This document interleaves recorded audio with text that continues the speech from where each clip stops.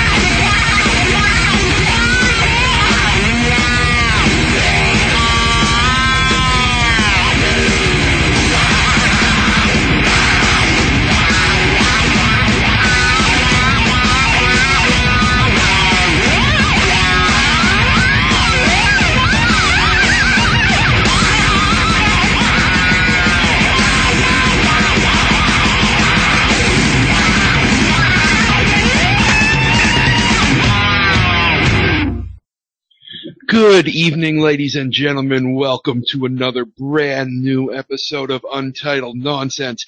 My name is Josh Fauner. Welcome. I am very happy to be back on the Untitled Nonsense airwaves. Feels good. Just call me Harambe because I am back from the dead and I'm escaping from the fucking zoo. So let's get this party started, huh? Okay. So the thing that we're all here for, the thing that I wanted to do, last week I did an interview with 1025 The Bones, a cat named Mo. And the show that I was on, co-hosting, had some very strict rules. No fighting, no swearing, that kind of thing. It's It's kind of a morning show. Very, very morning zoo.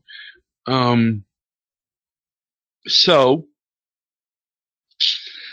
I was wearing a muzzle pretty much for the whole interview. So I really didn't get to say, some of the things that I wanted to say. I didn't get to make some of the points I wanted to make. I didn't, get to make some of the rebuttals that I wanted to make because it would have just started a fight. And if I started a fight, I would have gotten in trouble. I would have, it would have just been a very, very, very bad scene. So what better place to bring it than my very own Untitled Nonsense airwaves here, which I do very much thank you for joining. If you want to join us here, you can call us 603-267-0521. That's 603-267-0521. So, let's get right underway here, shall we? So let me pot it up here. Hang on. It's, what we'll do is we'll play the bits of the interview bit by bit. And then I'll pause and make my rebuttals as necessary. I'm not doing this to inflame, doing this to start a radio war, doing this for anything like that. I'm doing this simply because on the show that I did this interview, I was not allowed to say the things that I wanted to say. So this is my show, and I am able to do that here. So I will. So let's do that. So you have been in radio for a while, Mo. Too long. Right away. Too long. I mean, I know he's making a joke, but considering the context of the rest of the interview, there's no such thing. Oh, radio sucks. It sucks. Radio sucks. Like, he's just slagging it off for half an hour. Just slagging off radio for half an hour. So you were, from what I understand, you were an intern at YNF for Ron and Ron. Yes. Holy cow! I didn't know that. Oh yeah, yeah. Grew up on Ron and Ron, man. Yeah, I was Malibu Mo. I was there with Flipper and Fez and Billy the Phone Freak. I was with them for quite a few years. Now that was, of course, during the dark times for Ron. I was during the good times and the dark times, but it was always dark because at that time Diaz was a dick. Was Diaz ever not a dick? He's got to play nice. He's on the radio now. No, I say during dark times. We get into a little bit later. He apparently hasn't really kept up with Ron Bennington that much. Pretty much everything before Ron and Fez, pretty much everything before Ron got clean, Ron Bennington, Ronnie B refers to as the dark time. I don't know whether that's because he doesn't remember it or that's because it was when he was on drugs, but he refers to it as the dark time. So I don't know if he genuinely doesn't know that or if he's just, whatever. Anyway, moving on. No, I don't necessarily have to do that, but I will say that him and I, came together.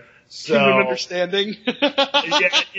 Yeah. We met years later. He didn't even recognize me, but I look quite different. What was he on the making amends step? No.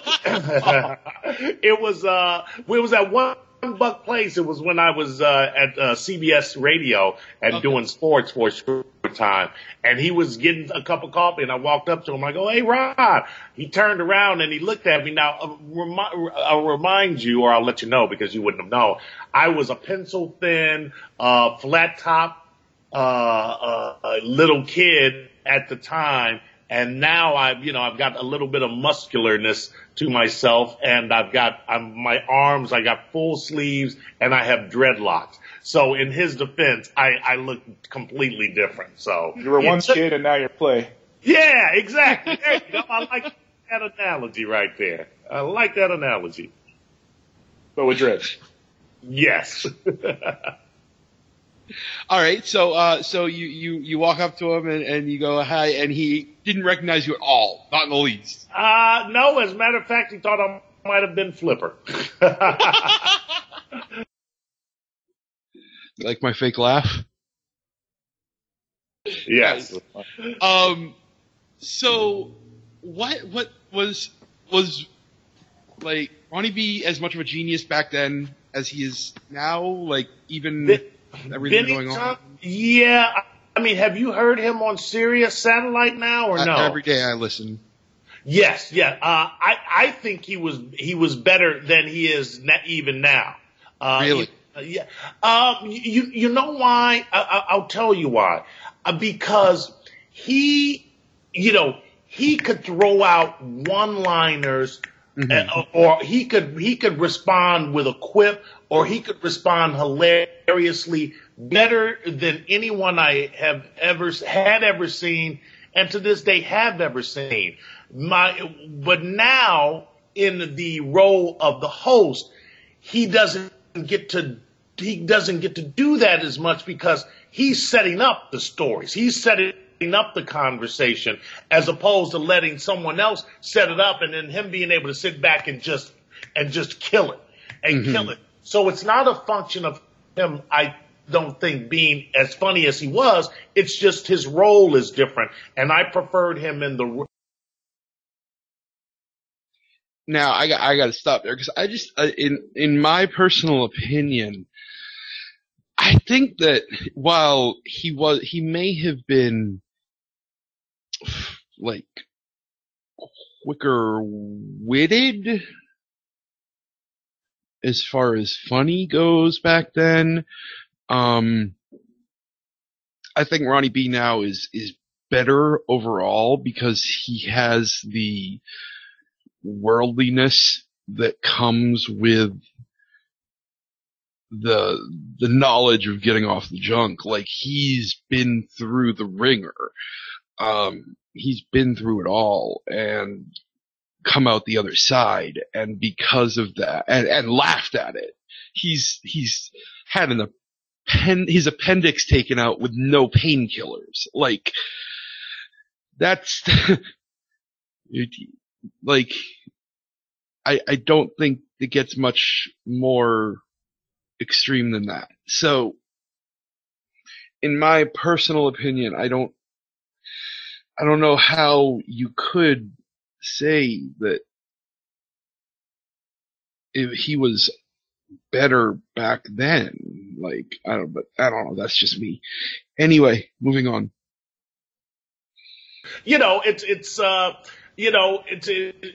Would Chris Tucker be as funny as he was in the Rush Hour movies if he had to be the Jackie Chan? I mean, Chris Tucker wasn't funny in the Rush Hour movies at all. I hate to break it to you. Sorry. I hate to break it to you if you thought that Chris Tucker was funny in the Rush Hour movies. Okay. Yeah, I understand that. You know what I'm saying? He would still make you laugh, but he wouldn't be as funny as he was in the role that he was in, which was the reactionary role, which I think is great for a person of Bennington's genius. Yeah, absolutely. And that is kind of true. I mean, as much as I think Gail is absolutely adorable and Chris is just a doofus and hilarious, they always agree with him. Right. So it diffuses to a degree a lot of the humor that could take place, I think. Mm-hmm. Yeah, I think so. We do, I mean, we do definitely need either a Fez-ish kind of person, or somebody, I don't know if you used to listen when it was Ron and Fez when he had. I did not get a chance to, unfortunately. Okay. He didn't get a chance to listen when it was Ron and Fez? He didn't get a chance to listen from 2000 to 2014. He didn't get a chance to listen to the guy who got him into radio for 14 years. He didn't get a chance to listen to the funniest man in radio. One of the funniest shows in radio. One of the funniest time periods of the funniest shows in radio. Probably, the XM years before Sirius took over of the Ron and Fez show. I'm just completely speechless at that. I don't even know what to do other than just repeat it, because it just bears repeating. But yeah, he definitely needs somebody more to disagree with him, because he's better when he has somebody adversarial. Yes. Or it's better when he's the adversarial one. Mm-hmm. Absolutely.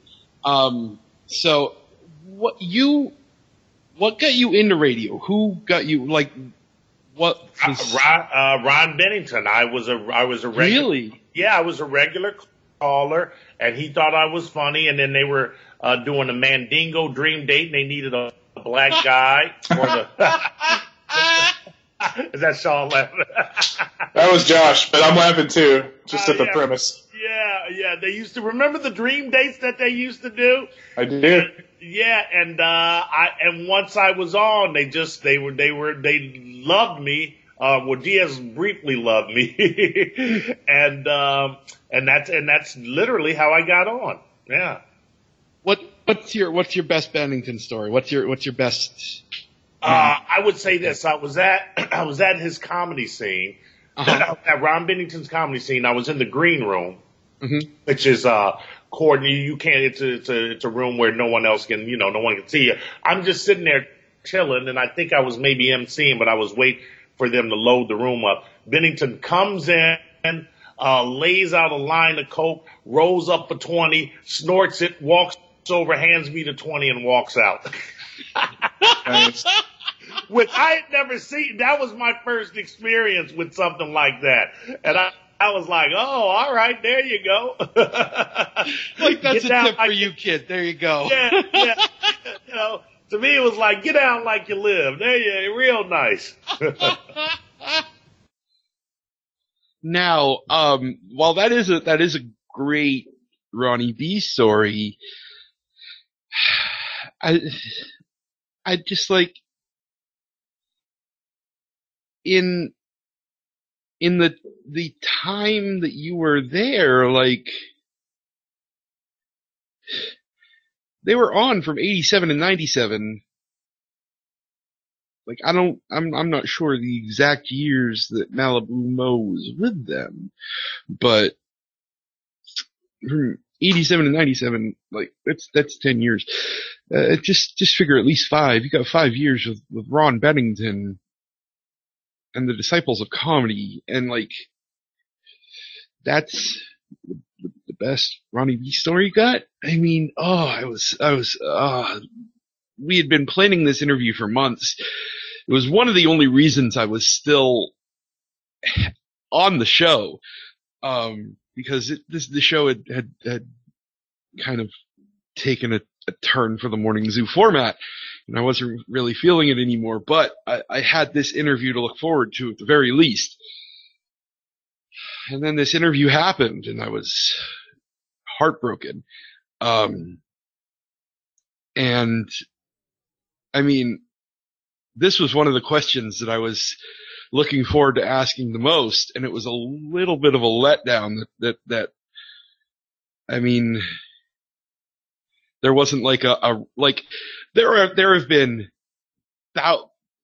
threads, thousands of posts long. There are Twitters dedicated to it. There are all over the place, like Ronnie B line of the day. Like I mean, you don't have a story of a particular thing that Ronnie B said to you or anything like that. I'm just like, it just took all the breath out of my lungs. Just all the breath out of my lungs. That's it. He snorted a line of coke and handed you a 20. Okay.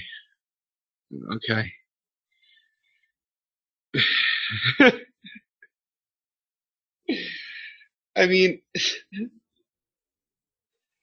it's, that's, if that's shocking, like,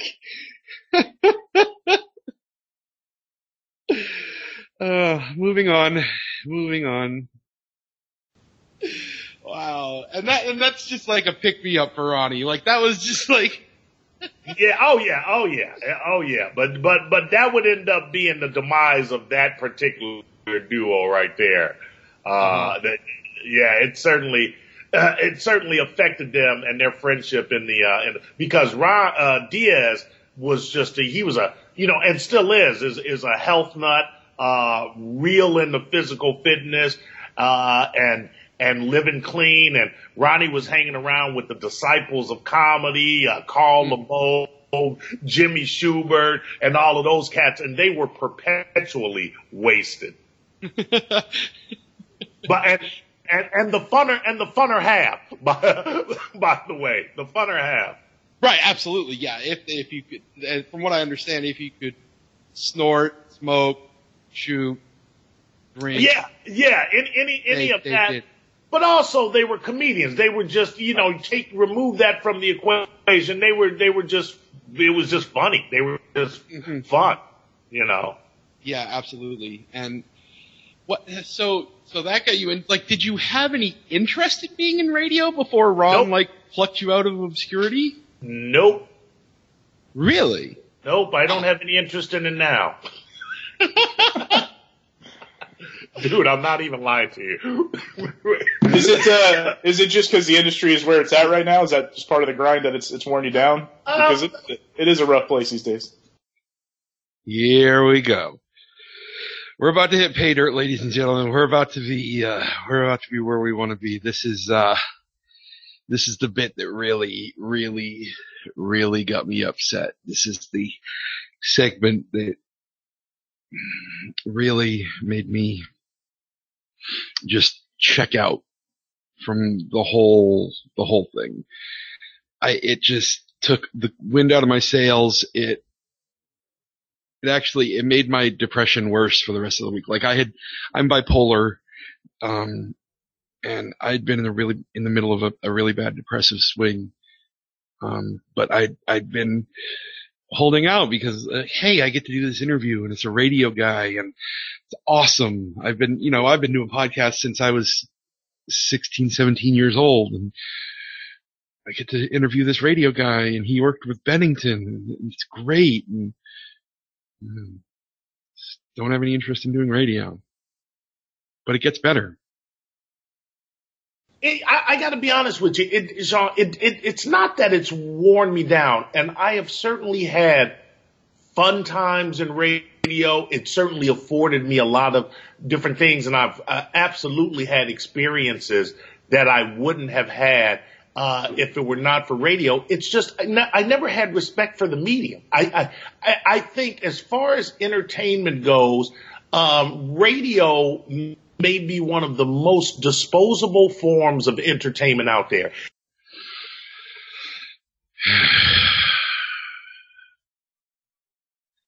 I just never had respect for the medium. Radio may be one of the most disposable forms of entertainment out there. Yep. Let me rewind and repeat that. I got to be honest with you, Sean. It's not that it's worn me down, and I have certainly had fun times in radio. It certainly afforded me a lot of different things, and I've absolutely had experiences that I wouldn't have had if it were not for radio. It's just I never had respect for the medium. I think as far as entertainment goes, radio may be one of the most disposable forms of entertainment out there. That's right. You just heard a man who has made a 20-something year career in radio say he has no respect for the medium. That radio may be the most disposable form of entertainment. Motherfucker, if you have no respect for the medium, if you have no respect for an artistic medium, get the fuck out of it and let people who do have respect for it work in it. Do you know how many people work their entire fucking lives trying to break into these careers, to artistic careers, like radio, and never get to because of fucking humps like you, who sit there and take up space because you can, who have no respect for the medium? You've gotta be fucking kidding me. You've gotta be fucking kidding me. I've been making podcasts since I was 16, 17 years old. I've been recording since that old since I was in my basement. My parents' basement. In the middle of the night. I have been obsessed with radio since I was a young child. How dare you make a career out of an artistic medium when you have no respect for it? That would be like a writer, a musician, a film director, any of the other artistic mediums saying the same thing. If any other artist in an artistic medium said that, there would be outrage. I'm sorry, I just don't respect the medium of film, says Michael Bay. I mean, we know that, but if he came out and said it, he'd be crucified. And this guy gets a 20-year career in it. 20-plus year, or 20-ish year career in it.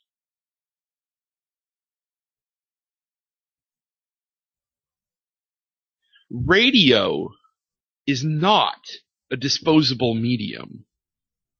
You know what? We'll get into that a little bit later. Let's continue. In other words, the legacy. I just don't think it's. I just don't think it's as important as other forms of art. Radio is not as important as other forms of art. Who the fuck are you? Who the fuck are you to place import on forms of art. So, because I sit behind a microphone and talk, or because 60, 70 years ago, they stood behind a microphone with shoes making like they were walking, that's somehow less important than standing in front of a camera talking, than standing in an empty sound studio with shoes making like you're walking. Get the fuck out of here. The legacy radio is not as, I need to repeat that. It's preposterous. In other words, the legacy, I just don't think it's as important as other forms of art. Like, okay, say you take an artist or a musician or an actor, and when I say an actor, I mean an actor that can really move you, that can really get beneath the character's skin and make you empathize with them or feel as if you are them, or a writer, or you put that kind of art out into society. There's a nature to it that will last and transcend even your existence. Radio, you'll have people with cassette tapes or whatever, or now digital files of bits you did, and it's like,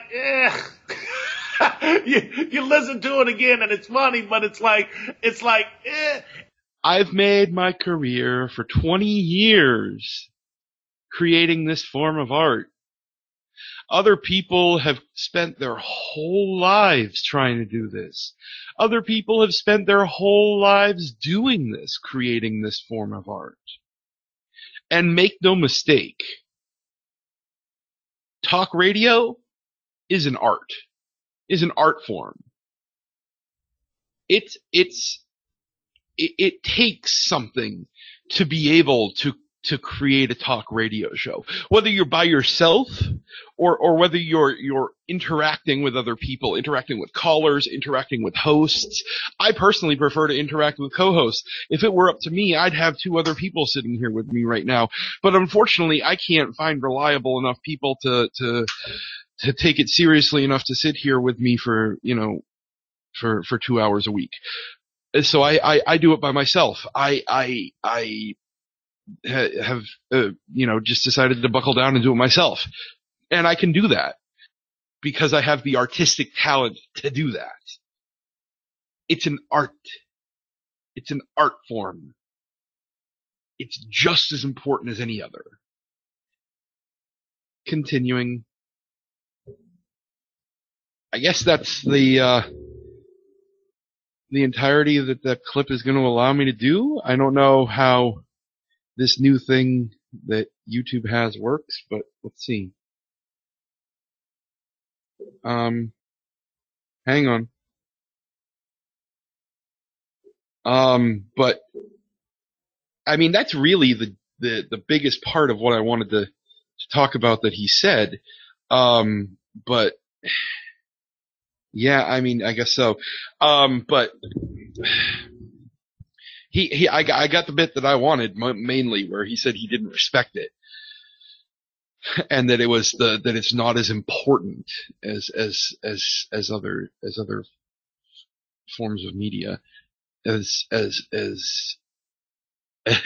actors or musicians or whatever.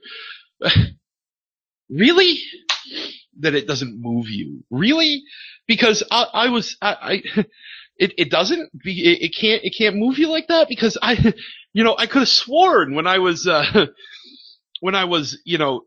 8, 9, 10, 11 years old and an insomniac because of my mental health problems, and crying all night because I couldn't sleep, and I just wanted to be fucking normal like the other kids and be able to fucking sleep.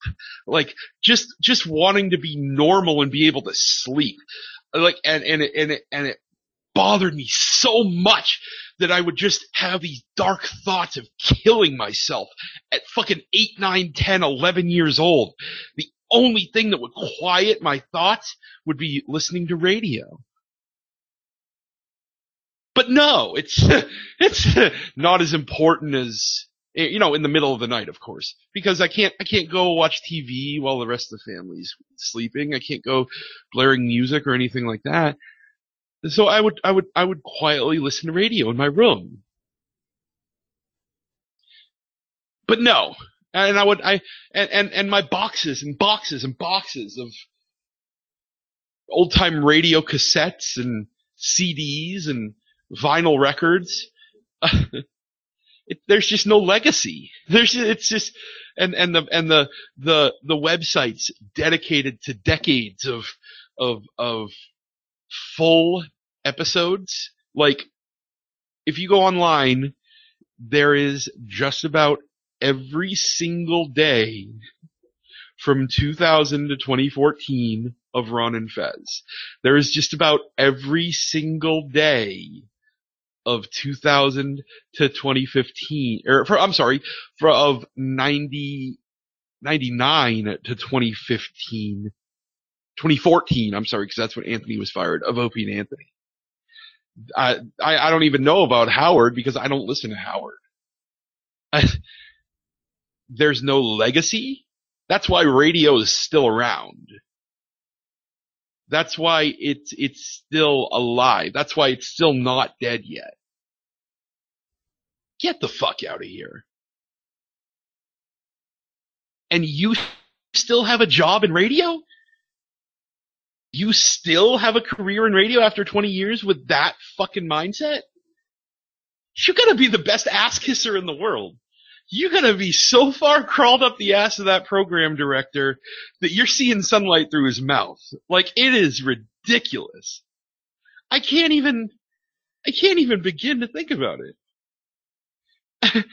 I don't. So yeah, that was the main part of the that was that was the gist of the interview. Yeah. Then it went on from there, and I bit through my tongue. I held my tongue. I bit my tongue. I bit down on my tongue almost through it, like, out of respect for the normal host of the show, because it's not my show. And a fat lot of good that did me. I should have just gone for it, but whatever.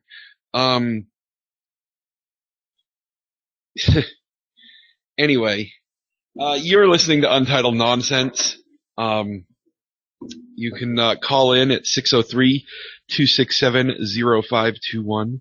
That's 603-267-0521. Do want to thank you for listening. I just, even listening to it back, every time I listen back to it, it makes me mad, and it just sucks the energy right out of me, because I know that there's more than that. There's more than just him. There are the radio industry is full of that. It's full of people who have no respect for the medium. It's full of people who are just phoning their job in, who are just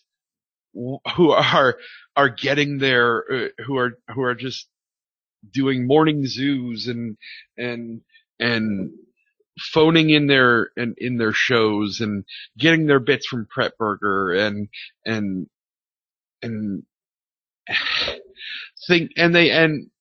that's not those are just the people that suck at their shows. That's not even people that actually do well at their shows who have no respect for the medium. I mean, I've just never listened to Moe's show, so I don't know what it sounds like. If he was under the tutelage of Ron, I would hope it was good. I would hate to think one of Ron's proteges was not good, but I just don't know, man. If he's got no respect for the medium, I just, like I said, I'm not trying to start a radio war. I'm not trying to start any fights. Whatever, but I'm just trying to say what I would have said if I could have said it during the interview. What I could have rebutted at that time. Like, it's just frustrating. I mean, I spent a whole, we recorded the interview for Friday on a Monday, because the host was going to be away, that weekend. So the show needed to be ready for Friday. So we recorded the show, and just that whole week I was the absolute worst of my depression. It was the lowest. I haven't been that depressed in years. Years. I had to up my medication. We had to up my medication. My doctor and me. That's how bad it got. So,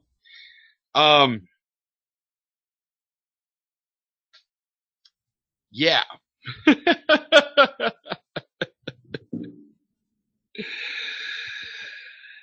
That's the show, ladies and gentlemen.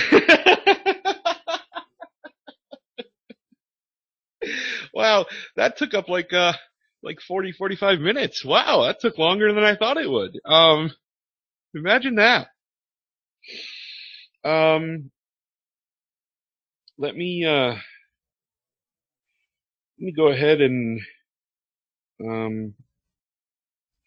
see what we can do here.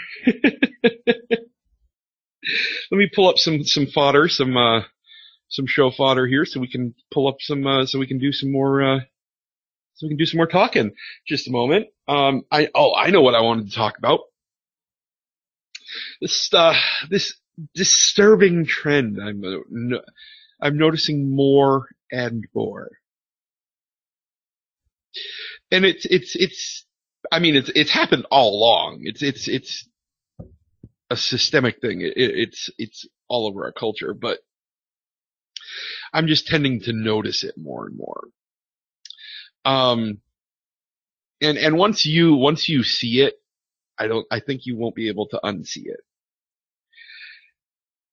Next time you see a sex scandal or a, child abuse story or something like that, pay attention to the person charged. If it's a woman, the article will almost always say that the woman was in a sexual relationship with the child, or that the woman performed sex on the child. If it's a man, they raped them. They raped the child. But a woman, they had a sexual relationship, and they performed sex on them. Give you two examples from this week alone. Yeah, two from this week alone. Right, here's the first one. And this is a little, I'll read you the story from this week, and then I'll give you an example of how the media does this. This is the story from this week. Indiana woman charged with performing oral sex on 1-year-old. That's the headline. Okay. So that just happened, I believe today. So there was another story a couple years back about a father, Stephen Duman, and there was 2 stories a couple years apart. One about when he was arrested, one when he was convicted, and both kind of have the same, like, they follow the same theme, the headlines. So let me pull that up here. Let's see. Here we go. It's hard to imagine anything more heinous,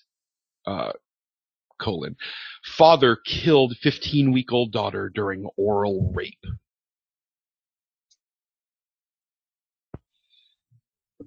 So the woman performed oral sex on the 1-year-old, but the father killed the 15-week-old daughter during oral rape.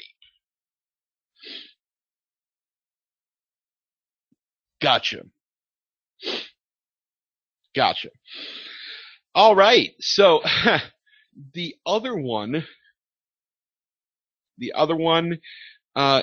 just this week out of Texas, I believe it was, there was a 24-year-old middle school teacher.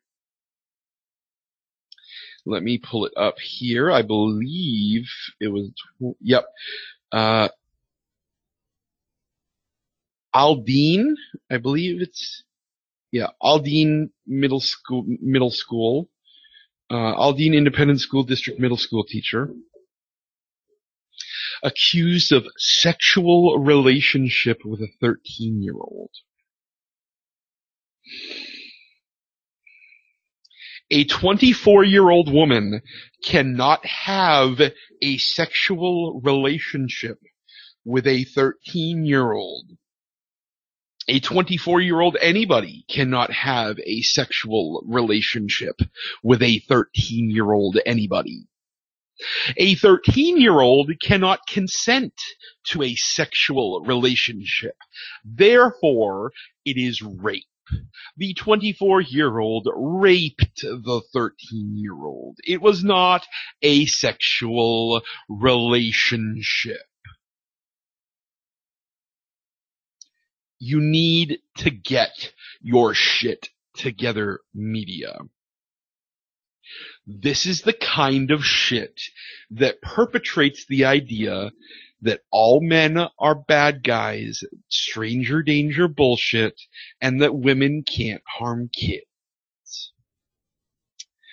Both are untrue. I speak from personal experience.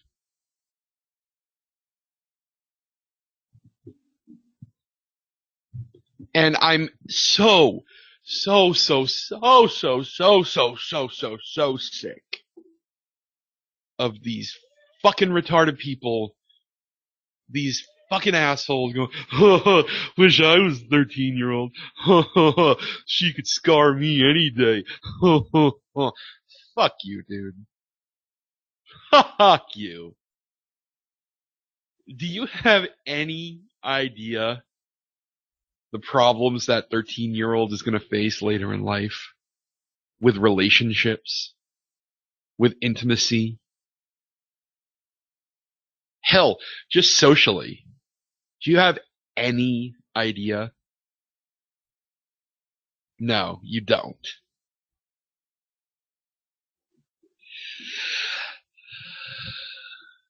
Because that would mean you would have to think with something other than your fucking prick.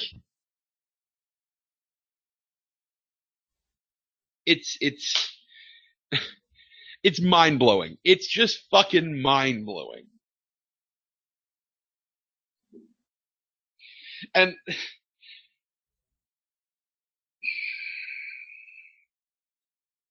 I don't even know what else to say about it. Like, there's clear-cut evidence of a double standard, and nothing is done about it. nothing is fucking done about it. All that I can do is try to fight it. All that I can do is try to fight it. So, politics, eh? How about that Trump? So, I still haven't uploaded my second part of, the episode I did with Andrew James, for Decision 2016 on the Republican side, which, I mean, it doesn't matter at this point because it's all, it's just Trump at this point anyway. I think we made a joke that it would just be Trump by the time I get it uploaded on the episode. I'm scared, man. Like, I was watching this Periscope today of, the anti-Trump protests in San Jose, and man, if Trump gets elected, there are going to be riots. There are going to be riots. I'm scared.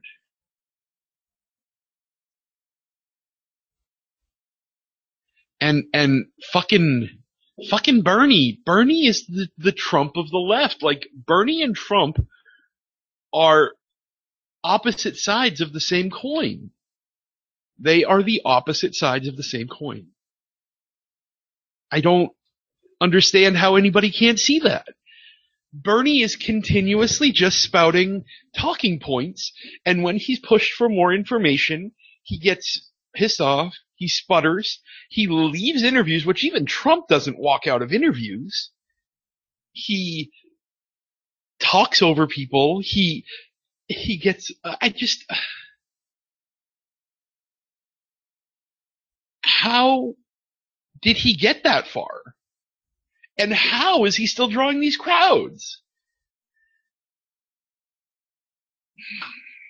I suppose I say that, but then I look at Trump and it's the same thing on that side. It's just, like I said, they're two sides of the same coin. They are the extremes of either side. And America is just flooding to either side of the extremes right now. I don't know what's going on, man. It's fucking scary. But we'll keep you abreast of it. I'm gonna try to, now that I'm back on UN airwaves and I'm not doing 3 days a week on another show, to try to keep this so that I'm going to try to keep this so that I do this at least once a week, every Friday night, maybe Saturday night, maybe more if I can, but definitely once a week, at least an hour a week. So I'll keep you updated. I'll let you know when we're doing it. But want to thank you for listening. You can find us online, facebook.com/untitlednonsense, twitter.com/UN_podcast, or untitlednonsense.com. Thanks a lot. We'll talk to you again next time.